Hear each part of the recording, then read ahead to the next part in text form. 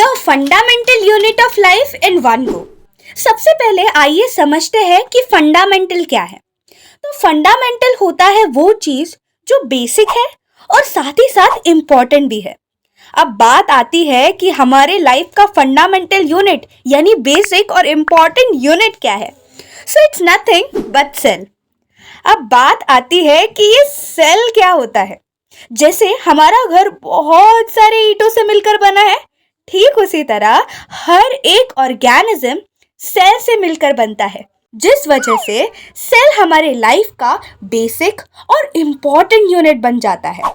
इस वजह से तो हमारे लाइफ का फंडामेंटल यूनिट कहलाता है सेल। अगर हम सेल की डेफिनेशन देखें, so cell is structural and functional unit of life.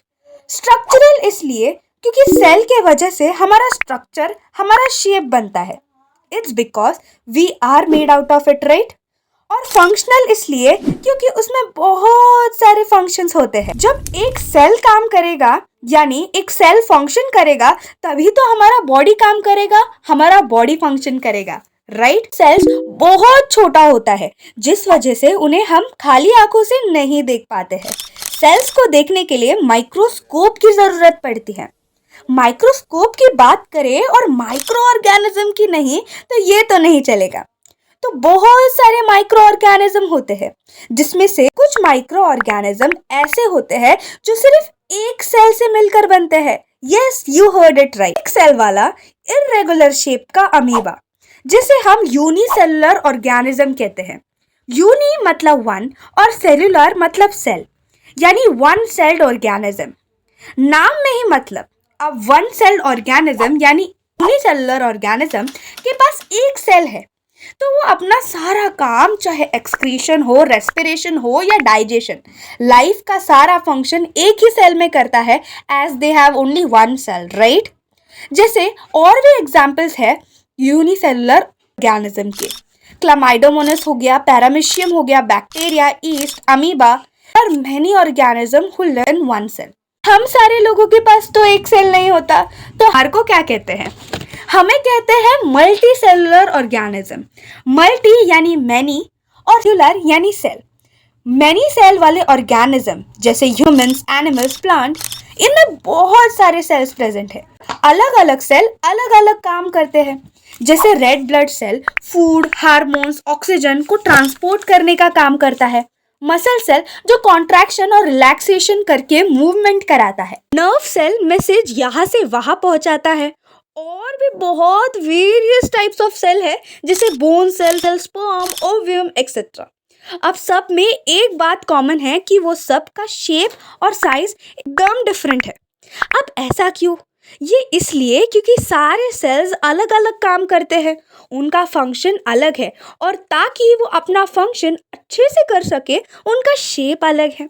जैसे नर्व सेल ही ले लो। नर्व सेल का शेप ब्रांच होता है, वो इसलिए ताकि वो मैसेज झट से ले और झट से दे दे। So shape and size of cell is dependent on the function they perform. अब उसकी डिस्कवरी कैसे हुई? सबसे पहले तो माइक्रोस्कोप का इन्वेंशन हुआ और फिर सेल की डिस्कवरी हुई। जो साइंटिस्ट जिसने सबसे पहले सेल को माइक्रोस्कोप के अंदर देखकर डिस्कवरी की, वो है मिस्टर रॉबर्ट हुक। 1665 में जब उन्होंने खुद का माइक्रोस्कोप बनाकर कॉर्क लाइस को माइक्रोस्कोप के अंदर देखा, तब उन्हें बहुत सारे कंपार्टमेंट दिखे, रूम दिखे, जस्ट लाइक अ हनीकॉम स्ट्रक्चर। और तब उन्होंने उस स्मॉल रूम का नाम सेल रख दिया। फिर और भी कई साइंटिस्ट आए जिन्होंने सेल के बारे में बहुत कुछ बताया। जैसे लुईविन हाउक ने 1674 में लिविंग सेल की डिस्कवरी की। As cork seen by Robert Hooke under microscope was a dead cell. Robert brown ने 1831 में सेल के अंदर होने वाला न्यूक्लियस के बारे में बताया। पुरकिन जी ने 1839 में एक टर्म उछाला कॉल्ड प्रोटोप्लाज्म। और वही स्लेडन एंड श्वान ने 1838 और 1839 में सेल को हमारी लाइफ का बेसिक यूनिट कहा।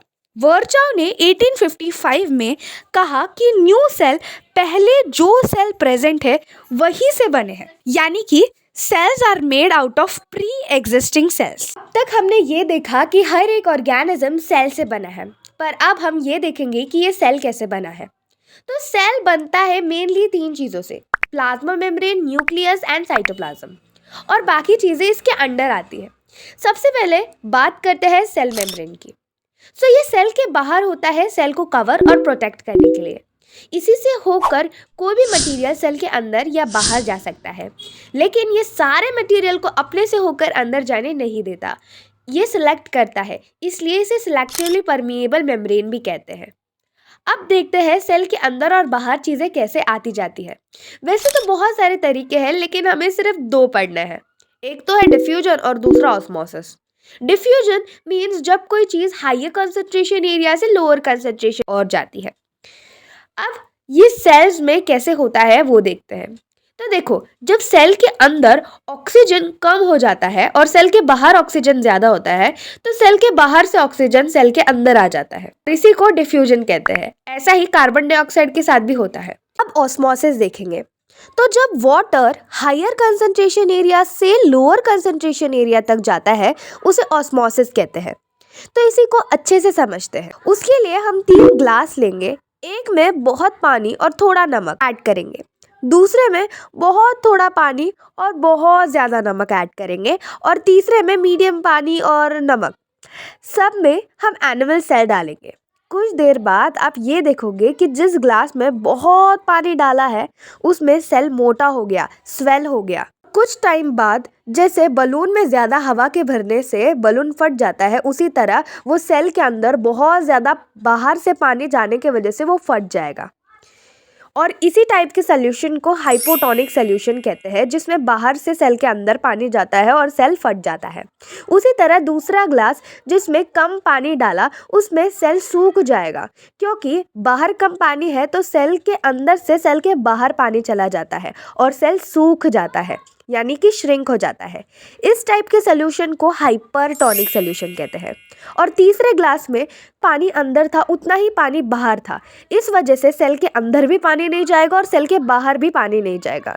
इस तरह के सोल्यूशन को आइसोटोनिक सोल्यूशन कहते हैं। सारी चीज़ें सेल मेम्ब्रेन से होकर ही अंदर बाहर होती है, जो प्रोटीन्स और लिपिड्स यानी फैट से मिलकर बनता है, जो बहुत फ्लेक्सिबल है। और इनकी फ्लेक्सिबिलिटी के वजह से अमीबा वही एक सेल वाला ऑर्गेनिज्म खाना खाता है। देखो, जब उसको खाना दिखता है तो उसका फ्लेक्सिबल सेल मेम्ब्रेन कोई अलग शेप ले लेता है और फिर आगे बढ़कर वो खाना अंदर लेता है, इसी तरह वो खाना खाता है। अभी ये सेल मेम्ब्रेन सेल को प्रोटेक्ट तो करता है, लेकिन प्लांट्स को ना एक्स्ट्रा प्रोटेक्शन की ज़रूरत होती है, क्योंकि वो बस एक जगह पर रुकते हैं। इसलिए उनको और एक मेम्ब्रेन है जिसे सेल वॉल कहते हैं, जो बहुत रिजिड, डेड, फ्रीली परमिएबल और सेल्यूलोज से मिलकर बनता है।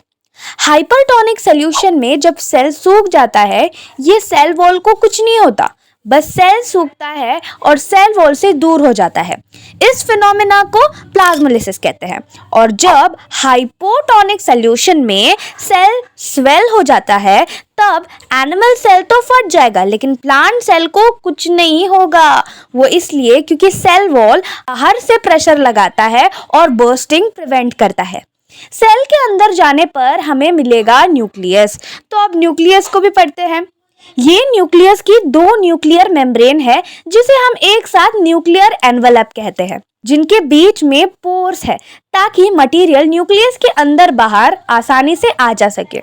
न्यूक्लियस के अंदर और एक छोटा सा गोला है जिसे कहते हैं न्यूक्लियोलस, और ये न्यूक्लियोलस के अंदर है राइबोसोम्स, और राइबोसोम्स बनाते हैं प्रोटीन। न्यूक्लियोलस के बाहर और न्यूक्लियस के अंदर होता है क्रोमाटिन मटेरियल, जिसमें है और डीएनए में है जीन्स, जो हमें पेरेंट से मिलते हैं। जब सेल डिवाइड करता है, तब ये chromatin material containing genes rod structure में चेंज हो जाता है, और वो जो रॉड स्ट्रक्चर है उसको क्रोमोसोम कहते हैं। क्रोमोसोम में जीन्स ही प्रेजेंट होते हैं, बस उसका स्ट्रक्चर बदल जाता है। पहले वो एकदम थ्रेड लाइक स्ट्रक्चर था, और उसके बाद वो एक रॉड लाइक स्ट्रक्चर, एक शेप ले लेता है। अब न्यूक्लियस के बाहर और सेल मेम्ब्रेन के अंदर होता है fluid substance called as cytoplasm, जिसमें बहुत सारे सेल ऑर्गेनेल एम्बेडेड होते हैं, यानी घुसे हुए होते हैं। ऑर्गेनेल बोले तो सेल में काम करने वाले मशीन। तो आइए सबसे पहला सेल ऑर्गेनेल पढ़ते हैं and that is nothing but endoplasmic reticulum, जिसका स्ट्रक्चर कुछ इस तरह का होता है। एंडोप्लाज्मिक रेटिकुलम दो टाइप के होते हैं, smooth endoplasmic reticulum and rough endoplasmic reticulum. जो रफ एंडोप्लाज्मिक रेटिकुलम है ना, वो रफ इसलिए है क्योंकि उसके ऊपर राइबोसोम्स प्रेजेंट है, और ये रफ एंडोप्लाज्मिक रेटिकुलम जिसमें राइबोसोम्स प्रेजेंट है वो बनाते हैं protein. Hence rough endoplasmic reticulum protein बनाते हैं, और स्मूथ एंडोप्लाज्मिक रेटिकुलम जिसके ऊपर राइबोसोम नहीं प्रेजेंट होते हैं वो बनाते हैं लिपिड्स। जैसे कि हमें पता है कि जो हमारा सेल मेम्ब्रेन है वो भी प्रोटीन्स और लिपिड से बनता है, जो कि एंडोप्लाज्मिक रेटिकुलम बनाते हैं।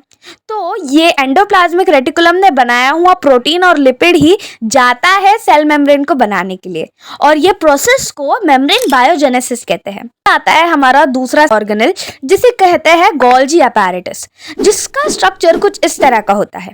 एंडोप्लाज्मिक रेटिकुलम ने बनाई चीज़ों को स्टोर, पैक और मॉडिफाई करके जहाँ वो मटेरियल को जाना है वहाँ पर भेज देता है। ये लाइसोसोम्स भी बनाता है, जो हमारा तीसरा ऑर्गेनेल है। इसको सुसाइडल बैग भी कहते हैं। इसका काम बड़ा इंटरेस्टिंग है। देखो, ये सेल का डस्टबिन भी बनता है और जरूरत पड़ने पर सेल को जलाकर खत्म भी कर देता है। में ना डाइजेस्टिव एंजाइम्स होते हैं जो कोई भी चीज को डाइजेस्ट कर देता है, और इसलिए जब सेल को कोई मटेरियल नहीं चाहिए तो वो उसे लाइसोसोम में फेंक कर उसको डाइजेस्ट करवा देता है लाइसोसोम से। एंड जब सेल में कोई बैक्टीरिया कड़ी सुरक्षा के बाद भी अटैक करता है तो लाइसोसोम फट जाता है, और उसमें के जो डाइजेस्टिव एंजाइम है वो अपने ही सेल को डाइजेस्ट कर देते हैं, उसका नामो निशान मिटा देते हैं। फिर आता है हमारा बहुत important cell organelle, that is mitochondria, जिसका स्ट्रक्चर कुछ इस तरीके का होता है। इसमें दो मेम्ब्रेन है, एक तो बाहर की तरफ और दूसरा एकदम फोल्ड हुआ मेम्ब्रेन। ये फोल्ड्स के अंदर पता है क्या होता है? इसमें बनता है हमारा एटीपी। जैसे हमारा करेंसी रुपीस है, उसी तरह हमारे बॉडी में एनर्जी का करेंसी एटीपी है। ठीक है, ये एटीपी के वजह से ही मैकेनिकल एक्टिविटीज हो पाते हैं, इसलिए इसे power house of the cell भी कहते हैं। माइटोकॉन्ड्रिया के पास अपना खुद का राइबोसोम और साथ ही साथ डीएनए होता है। अभी बात करते हैं हमारे सेल में के और एक सेल ऑर्गेनेल की, that is nothing but plastid. ये ऑर्गेनेल सिर्फ प्लांट सेल में ही पाया जाता है और एनिमल सेल में नहीं। ये प्लास्टिड के दो टाइप होते हैं, chromoplast and other one is leucoplast. ये जो क्रोमोप्लास्ट है इसका काम होता है कलर देने का, ग्रीन, येलो, ऑरेंज करना, यानी कि चीजों को स्टोर करना। क्रोमोप्लास्ट में अगर क्लोरोफिल है तो उसे क्लोरोप्लास्ट कहते हैं, और हमें तो पता ही है कि क्लोरोफिल कितना इंपॉर्टेंट होता है फोटोसिंथेसिस के लिए, और ये फोटोसिंथेसिस यानी प्लांट के खाना बनाने का प्रोसीजर। ये प्लास्टिड में भी अपना खुद का डीएनए और राइबोसोम होता है। फिर आते हैं हमारा दूसरा cell organelle, that is vacuole. ये एनिमल में बहुत ज्यादा लेकिन बहुत बहुत बहुत छोटा होता है, और प्लांट्स में एकदम उल्टा। एक ही वैक्यूल होता है और बहुत बड़ा होता है। वो इतना बड़ा होता है कि सेल का कभी कभार वो 50 से 90% कवर कर लेता है और न्यूक्लियस को साइड में डाल देता है। ये वैक्यूल का काम होता है स्टोरेज का। ये स्टोर करता है चीजें जैसे amino acid, sugar and protein. साथ ही साथ ये सेल को टर्जिडिटी एंड रिजिडिटी भी प्रोवाइड करता है। तो ये थे हमारे सारे सेल ऑर्गेनेल। नेक्स्ट टॉपिक है सेल डिवीजन, यानी नए नए सेल बनाने का प्रोसीजर। अभी न्यू सेल ग्रो होने के लिए बनता है, और जब सेल डेड होता है तब बनता है, और सेल रिप्लेस करने के लिए भी न्यू सेल बनते हैं। सेल डिवीजन दो टाइप के होते हैं, माइटोसिस एंड मियोसिस। माइटोसिस तो ग्रोथ के लिए होता है, जिसमें अगर मदर सेल यानी जो सेल से न्यू सेल बनने वाले हैं वो, ठीक है, उसके पास अगर 46 क्रोमोसोम है, जो डॉटर सेल्स होंगे उनके पास भी 46 क्रोमोसोम ही होंगे। एंड अगर हम मियोसिस की बात करें तो मियोसिस एक ऐसा टाइप का सेल डिवीजन है जो गैमेट्स बनाने में हेल्प करता है, यानी वही बॉयज में स्पर्म्स एंड फीमेल में ओव्यूम बनाने के लिए होता है। उसे मियोसिस कहते हैं। इसका जब एक सेल से दूसरा सेल बनता है तब अगर मदर सेल के पास 46 क्रोमोसोम है तो डॉटर के पास 46 क्रोमोसोम का आधा यानी 23 क्रोमोसोम होगा। माइटोसिस में 46 है तो 46 ही होगा, लेकिन मियोसिस में 46 है तो 23 क्रोमोसोम होगा। अब हम सेल की क्लासिफिकेशन को देखते हैं। तो सेल को दो टाइप्स में क्लासिफाई किया है, एक है यूकैरियोटिक सेल और दूसरा है प्रोकैरियोटिक सेल। प्रोकैरियोटिक सेल में प्रो का मतलब होता है प्रिमिटिव यानी कि पुराना, और कैरियोटिक का मतलब होता है न्यूक्लियस। वही यूकैरियोटिक सेल में यू का मतलब होता है नया और कैरियोटिक का मतलब होता है न्यूक्लियस। पुराने न्यूक्लियस वाला सेल को प्रोकैरियोटिक सेल कहते हैं और नए न्यूक्लियस वाले सेल को यूकैरियोटिक सेल कहते हैं। प्रोकैरियोटिक सेल में ना ही न्यूक्लियस डिफाइंड होता है, ना ही कोई सेल ऑर्गेनेल डिफाइंड होता है और कोई भी मेम्ब्रेन नहीं होता है। लेकिन वही यूकैरियोटिक सेल में सब कुछ डिफाइंड होता है और इसमें सारे ऑर्गेनेल्स में मेम्ब्रेन होती है। प्रोकैरियोटिक सेल बैक्टीरियाज में होता है और यूकैरियोटिक सेल हम में होता है भाई, plants, animals, human beings. Is it clear? Okay, so by this, our revision of chapter number 1 is done. Thanks for watching.